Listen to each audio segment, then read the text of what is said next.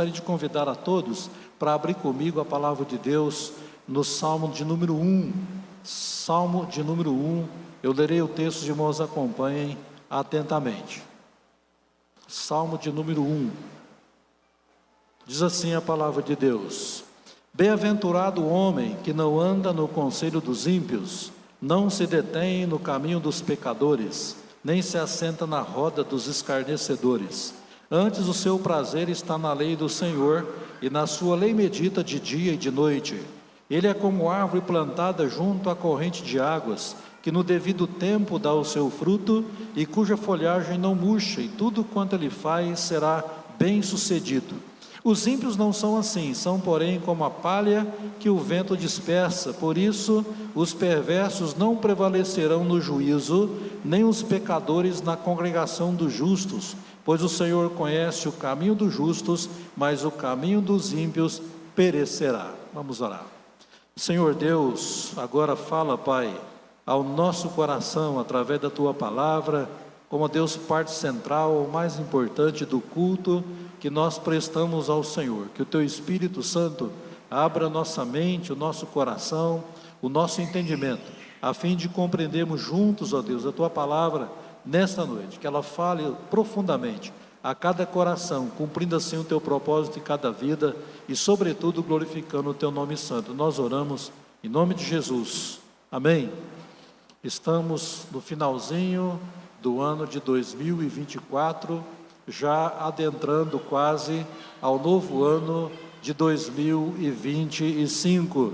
Nós estamos todos vivendo mais um momento de transição muito importante na nossa vida, na nossa história, e nós estamos já, na verdade, em contagem regressiva para adentrarmos em um novo ano na nossa vida. Então nós vivemos agora a linha demarcatória entre o presente e o futuro. Acontece que para muitos de nós hoje o momento é um momento de apreensão, é um momento de preocupação, de ansiedade, de expectativa, de insegurança, de medo, de incerteza em relação ao futuro que se aproxima. Afinal de contas, como é que será o ano de 2025? Como será ou como estará o nosso país no ano de 2025? E a nossa família, como estará a nossa família no próximo ano? A igreja, o que será da igreja no próximo ano? E a nossa vida em particular também, como será e como estará a nossa vida no ano que se aproxima? Afinal de contas, o que 2025 reserva para o nosso país, para o nosso Brasil e para o mundo em que nós vivemos? São inúmeras as dúvidas e questionamentos que passam pela nossa mente, pelo nosso coração.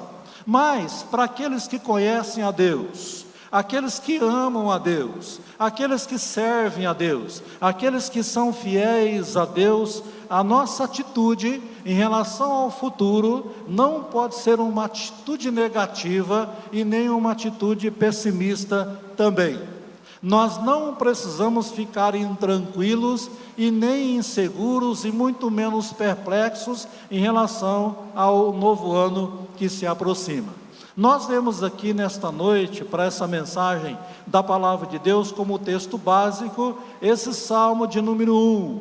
O Salmo de número 1 é a introdução do saltério, dessa lista, dessa coleção de salmos, de 150 salmos que nós temos aqui no Velho Testamento. Esse salmo, ele é um salmo anônimo, nós não sabemos quem é o autor dele, quem escreveu esse salmo, nós não sabemos.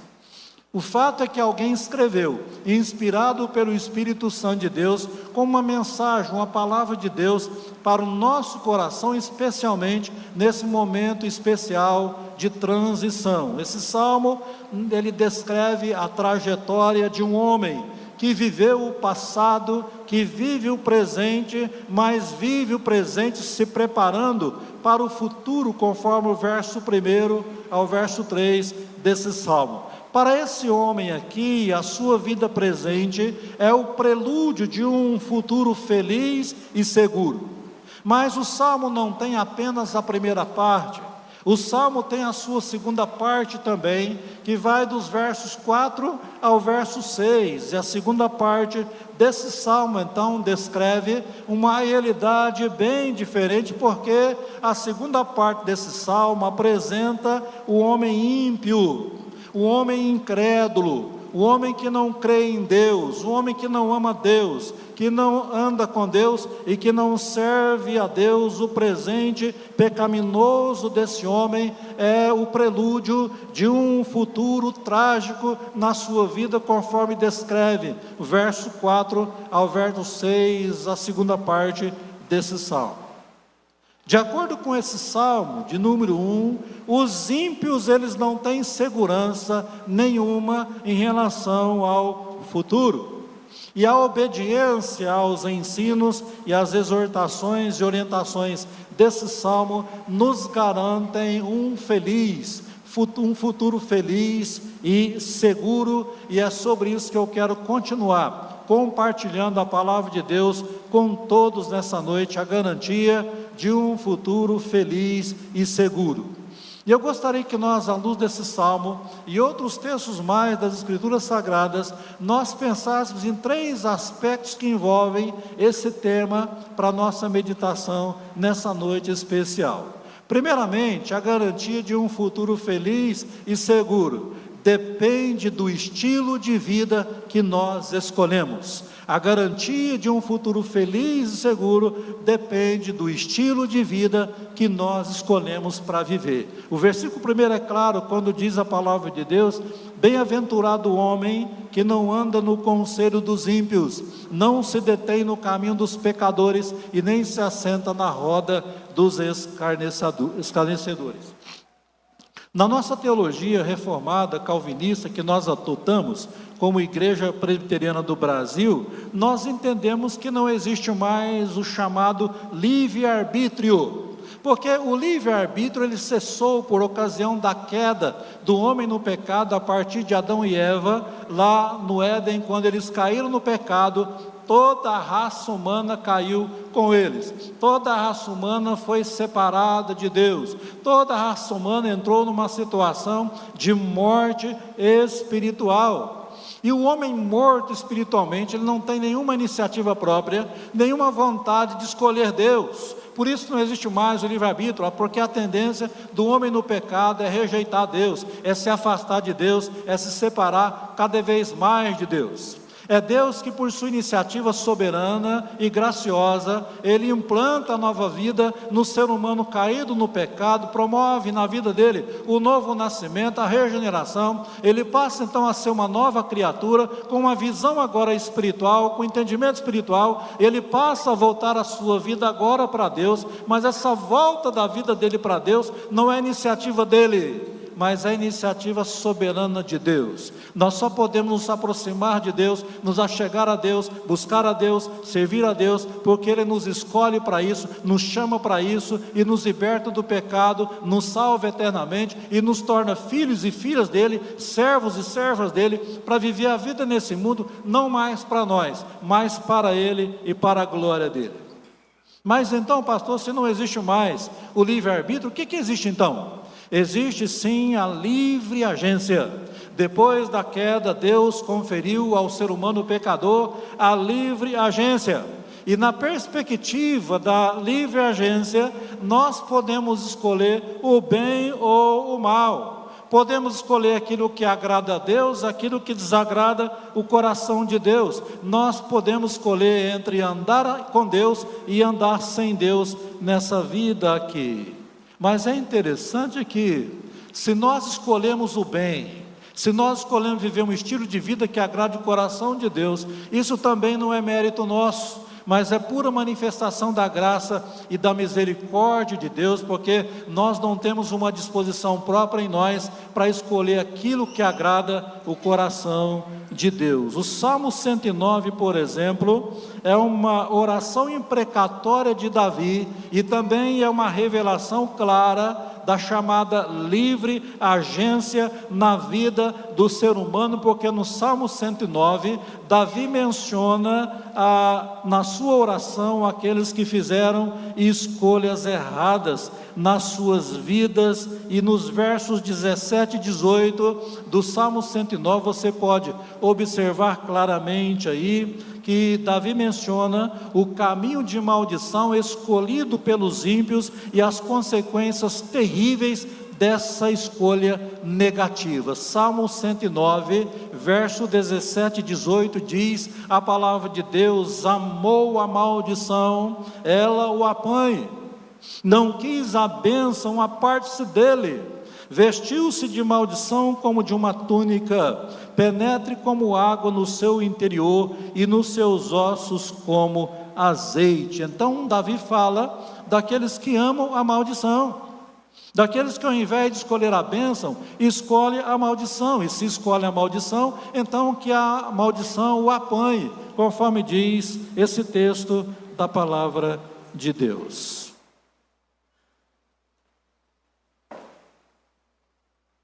No dia 19 de dezembro de 2008, há 16 anos atrás, foi lançado no Brasil aquele filme de ficção científica chamado Crepúsculo. O filme Crepúsculo, ele conta a história de Edward Cullen, que era um vampiro que escolheu fazer o bem.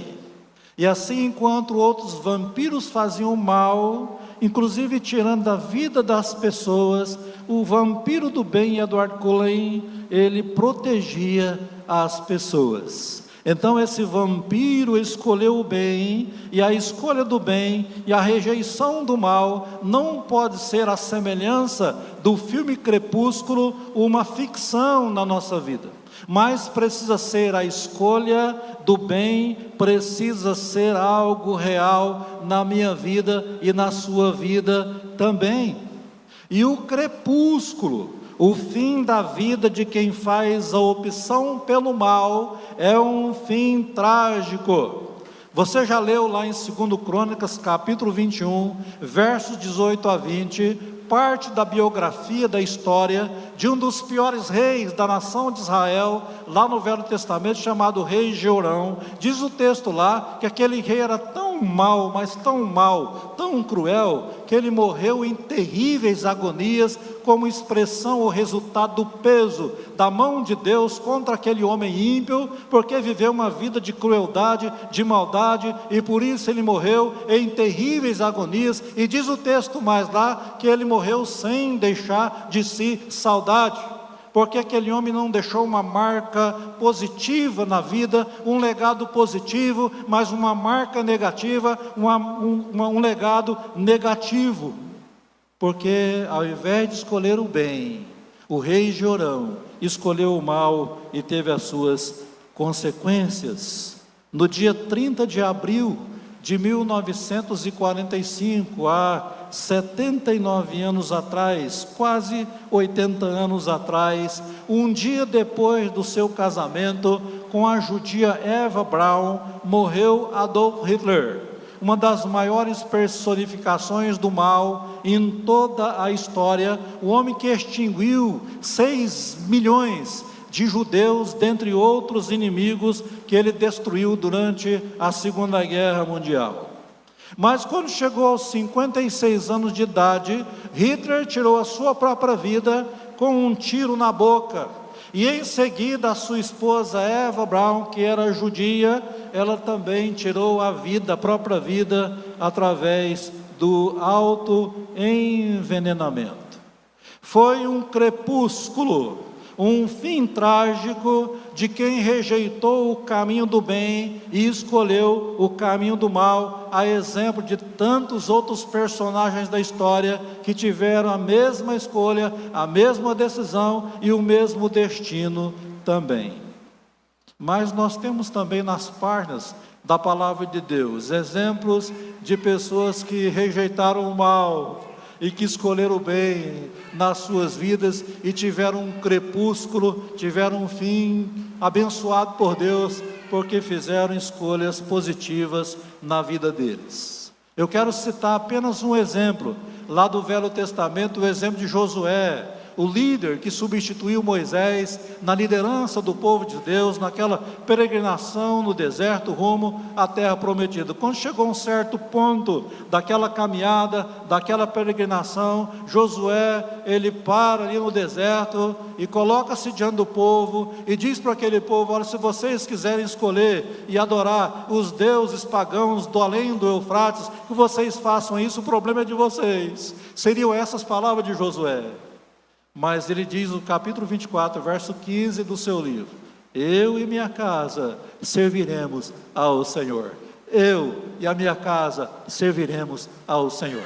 Naquele momento ali, Josué fez a escolha que todo ser humano deveria fazer: a escolha de buscar a Deus, de amar a Deus, de servir a Deus, juntamente com a sua família. Essa deve ser a escolha de todos nós. E o Salmo 1, no verso 1, descreve o estilo de vida de um homem bem-aventurado que fez a opção pelo bem. E essa opção pelo bem, essa escolha positiva, ela consiste em 3 atitudes, conforme esse verso 1 deixa claro para nós. Primeiro, o homem que escolhe o bem, que tem a garantia de um futuro feliz e seguro, ele não anda no conselho dos ímpios.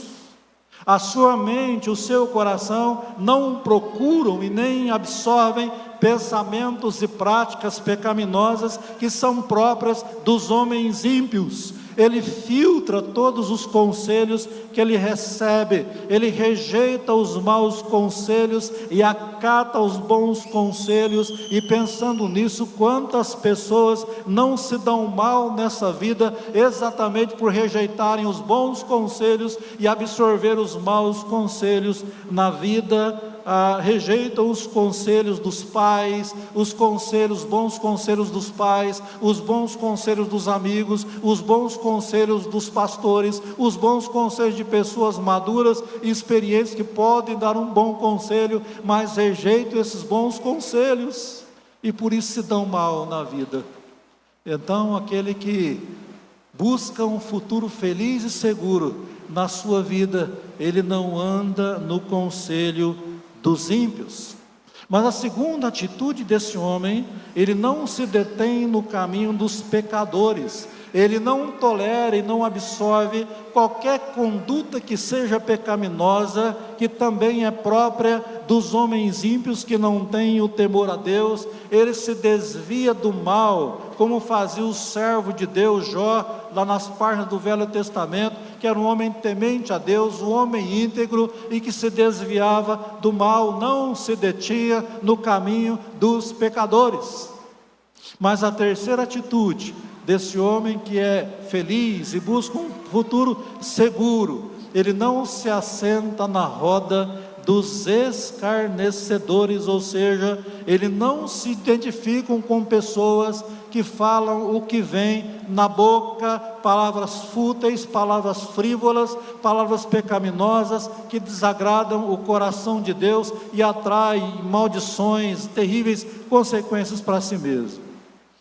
Lá em Mateus capítulo 12, verso 37, Jesus diz: pelas tuas palavras serás justificado e pelas tuas palavras serás condenado. Então, Jesus deixa claro para nós que a nossa justificação ou a nossa condenação estão condicionadas àquilo que nós falamos ou àquilo que nós deixamos de falar. Portanto, nós devemos ter cuidado com palavras que escarnecem, palavras que zombam, inclusive das coisas de Deus, da palavra de Deus e do reino de Deus. Nós não podemos nos assentar na roda dos escarnecedores. Provérbios capítulo 18, verso 21, o sábio Salomão diz que a morte e a vida estão no poder da língua. Então, pensamentos, palavras e atitudes santas constituem o estilo de vida de quem caminha para um futuro feliz e seguro, conforme a palavra de Deus. Mas nós temos o maior exemplo nas páginas da palavra de Deus, daquele que fez apenas escolhas boas na vida. Mateus capítulo 4, quando Satanás, ele aborda o Senhor Jesus Cristo lá no deserto. Ele tenta o Senhor Jesus por 3 ocasiões, e por 3 ocasiões o Senhor Jesus Cristo teve a oportunidade de escolher o mal e não o bem, escolher desobedecer ao Pai e não obedecer ao Pai. Mas nas 3 tentações, ele obedeceu ao Pai, ele obedeceu às Escrituras, à palavra de Deus, inclusive venceu as tentações usando textos da lei de Deus, da palavra de Deus, que ele conhecia bem lá no Velho Testamento. Então Jesus rejeitou o mal e escolheu o bem. E essa boa escolha do Senhor Jesus é que promoveu a minha e a sua salvação. Porque foi a escolha da cruz, a escolha do sacrifício, a escolha da obra expiatória e redentora na cruz do Calvário. Filipenses capítulo 2, versículo 8, Paulo diz que ele foi obediente até a morte, e morte de cruz. João capítulo 1, versículo 29, João Batista se referiu a Jesus como o Cordeiro de Deus que tira o pecado do mundo.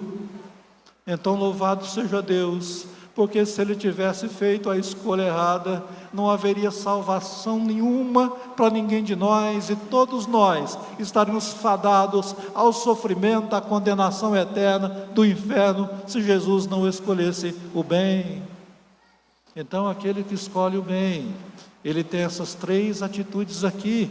Ele não anda no conselho dos ímpios, ele não se detém no caminho dos pecadores, e não se assenta na roda dos escarnecedores. Então, meus amados irmãos, a garantia de um futuro feliz e seguro depende do estilo de vida que nós escolhemos nesse mundo. Mas, em segundo lugar, a garantia de um futuro feliz e seguro é alicerçada na palavra de Deus. Veja verso 2 comigo, e diz assim a palavra de Deus: antes, o seu prazer está na lei do Senhor, e na sua lei medita de dia e de noite. No domingo, dia 22 de dezembro desse ano, caiu a ponte Juscelino Kubitschek sobre o rio Tocantins. A ponte que ligava o estado do Tocantins com o estado do Maranhão. O resultado daquela tragédia foram 17 vidas que se perderam naquele momento. O que nós aprendemos com a queda da ponte Juscelino Kubitschek? A nossa vida, ela pode também despencar. A nossa vida pode desmoronar se ela não for edificada sobre o alicerce firme da palavra de Deus. Porque é exatamente a palavra de Deus que nos mantém firmes nessa vida aqui, é o único alicerce que nos mantém e mantém a nossa vida firme no presente, rumo ao futuro feliz e seguro. Lá em Mateus capítulo 7, verso 24 a 27, Jesus fala da importância de ouvir a palavra de Deus e praticar a palavra de Deus como alicerce da nossa vida, porque primeiramente ele fala sobre a casa que foi construída sobre a areia, e vieram então os ventos fortes, as tempestades, e aquela casa caiu, porque ela foi construída sobre a areia. Mas na segunda parte daquele texto, Jesus fala daquela casa que foi construída sobre a rocha, e vieram então os ventos, as tempestades, as intempéries contra ela, mas ela não caiu, porque ela foi construída, edificada sobre a rocha.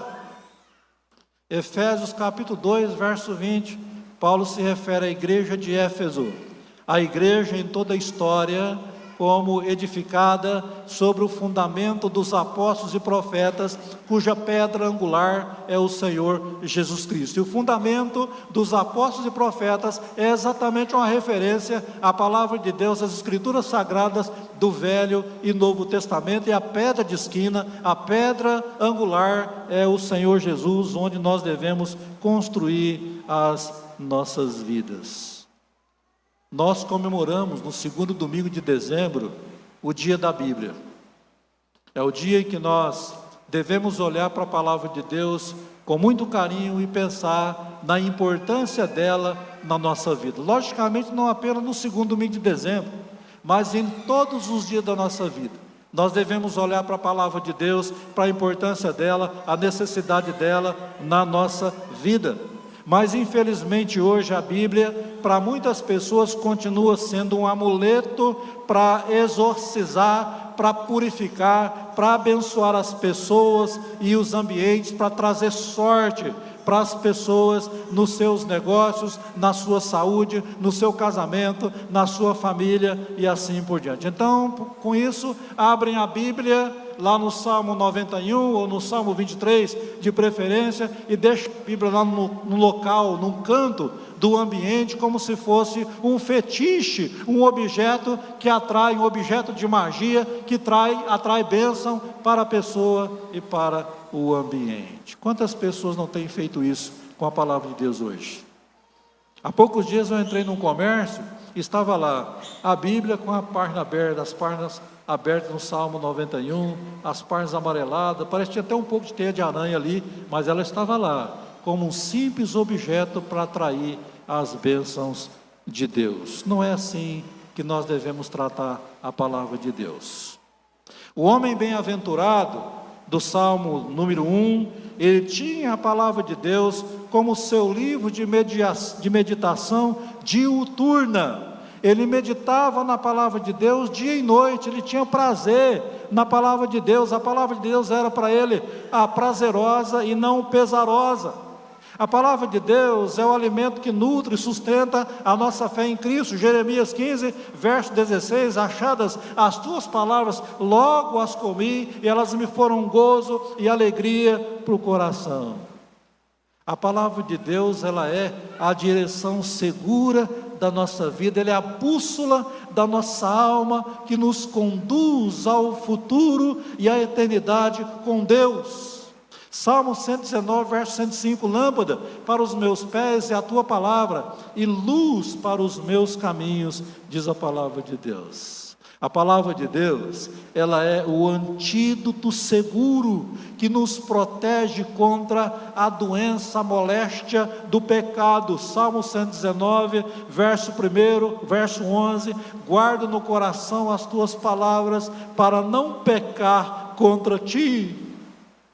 Nós só podemos viver uma vida sem pecado, sem pecar contra Deus, quando a nossa vida é orientada totalmente pela palavra de Deus. Então, se você deseja, se você almeja um futuro feliz e seguro com Jesus, construa a sua vida sobre esse alicerce firme que é a palavra de Deus. Então, nós já vimos que a garantia de um futuro feliz e seguro depende do estilo de vida que nós escolhemos nesse mundo. Mas depois vimos também que essa garantia de um futuro feliz e seguro é alicerçada na palavra de Deus. Mas em terceiro e último lugar, a garantia de um futuro feliz e seguro é confirmada por realizações bem-sucedidas. Verso 3 a 6 do texto do Salmo 1, ele é como árvore plantada junto à corrente de águas, que no devido tempo dá o seu fruto e cuja folhagem não murcha, e tudo quanto ele faz será bem-sucedido. Os ímpios não são assim, são porém como a palha que o vento dispersa. Por isso os perversos não prevalecerão no juízo, nem os pecadores na congregação dos justos, pois o Senhor conhece o caminho dos justos, mas o caminho dos ímpios perecerá.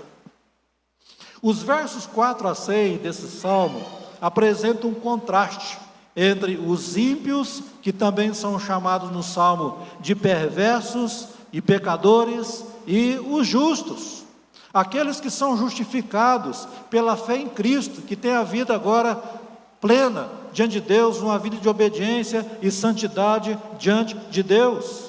E quando nós olhamos para a Bíblia, a palavra de Deus, a Bíblia toda diferencia o justo dos ímpios, os crentes dos incrédulos, os filhos de Deus daqueles que são filhos do diabo, os servos de Deus e os filhos do diabo. A Bíblia mostra para nós que os justos, eles produzem boas obras. Ao contrário, os ímpios produzem as más obras. As obras dos justos, elas glorificam a Deus. As obras dos ímpios glorificam ao diabo. E ao final de tudo, os justos são bem-sucedidos, mas os ímpios são mal-sucedidos, e isso está muito claro aqui nesse salmo da palavra de Deus. O caminho do justo o leva ao sucesso, o caminho do ímpio leva ao perecimento e à destruição.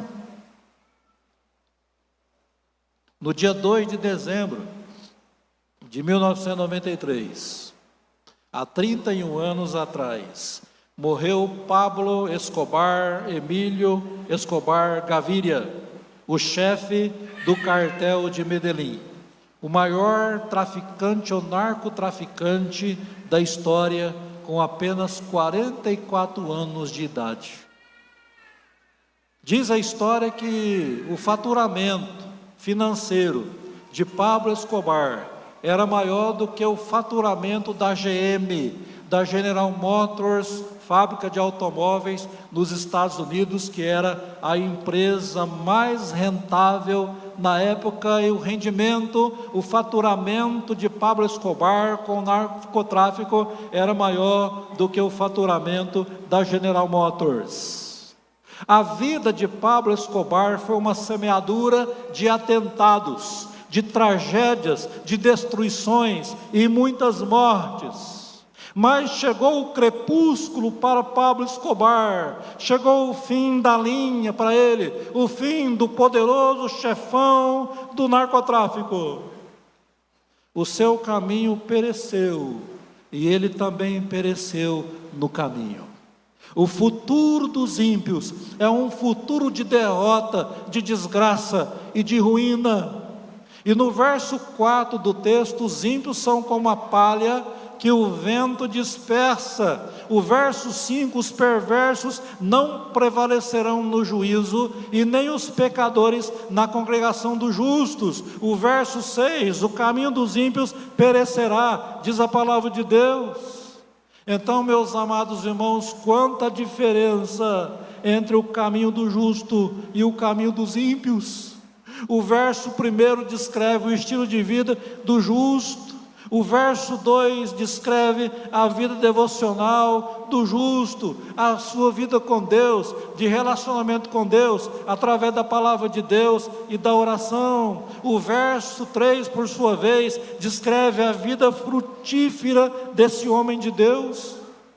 E no verso 3, o autor usa a linguagem metafórica da agricultura para simbolizar a firmeza de propósito, o crescimento, o vigor, a força, a constância, a produtividade, a frutificação, o sucesso, a bem-aventurança do justo, diz a palavra de Deus. A árvore plantada junto à corrente de águas, que cresce e que mantém as folhas verdes, que floresce e produz os frutos na estação própria, é a ilustração fiel de uma vida plena, de realizações bem-sucedidas. Então, meus amados irmãos, finalizando essa mensagem da palavra de Deus, no reino de Deus, nós precisamos ser como árvores plantadas por Deus. Árvores que crescem, florescem e produzem para a glória de Deus. Salmo 92, verso 12 a 14, o justo florescerá como a palmeira e crescerá como o cedro no Líbano. Plantados na casa do Senhor, crescerão nos atos do nosso Deus. Na velhice serão cheios de seiva e de verdor, para anunciar que o Senhor é reto, Ele é a minha rocha, e nele não há injustiça. Irmãos, no reino de Deus, não há limite de idade para crescer, para florescer e para produzir. Mas antes de finalizar essa mensagem, eu quero trazer algumas aplicações práticas para a nossa reflexão nessa noite. Primeiro, se você tem escolhido viver um estilo de vida pecaminoso, abra mão desse estilo de vida pecaminoso. Desista dele antes que seja tarde. Desista dele o mais urgente possível. Abandone o conselho dos ímpios. Você que tem sido uma pessoa teimosa, um filho teimoso, que não obedece os pais, que não obedece os seus líderes, que não obedece os seus pastores, ou pessoas maduras que têm a boa intenção de trazer o melhor conselho para você. Se você tem rejeitado esses conselhos, desista dessa ideia, mas absorva, esteja aceitando esses conselhos bons para a sua vida. Abandone o conselho dos ímpios, abandone o caminho dos pecadores, abandone a roda dos escarnecedores, escolha viver um estilo de vida que agrade a Deus. Segunda aplicação: não permita que a sua vida seja como uma ponte caindo, despencando. Construa a sua vida sobre o alicerce firme e inabalável da palavra de Deus. Terceira e última aplicação: não viva a sua vida como ímpio, produzindo as obras das trevas, num caminho que perecerá, porque o crepúsculo, o fim da sua vida, se você continuar vivendo a impiedade, será um fim trágico, como nos ensina a palavra de Deus. Viva a sua vida como uma árvore plantada por Deus, produzindo os melhores frutos para Deus, e assim sendo bem-sucedido em todas as realizações da sua vida, não só nesse ano de 2025 que se aproxima, mas em todos os anos da sua vida. Então, finalizando essa mensagem, meus amados irmãos, a garantia de um futuro feliz e seguro. Primeiro, depende do estilo de vida que nós escolhemos. Segundo lugar, essa garantia é alicerçada na palavra de Deus, nas Escrituras Sagradas. E em terceiro lugar, ela é confirmada por realizações bem-sucedidas na nossa vida.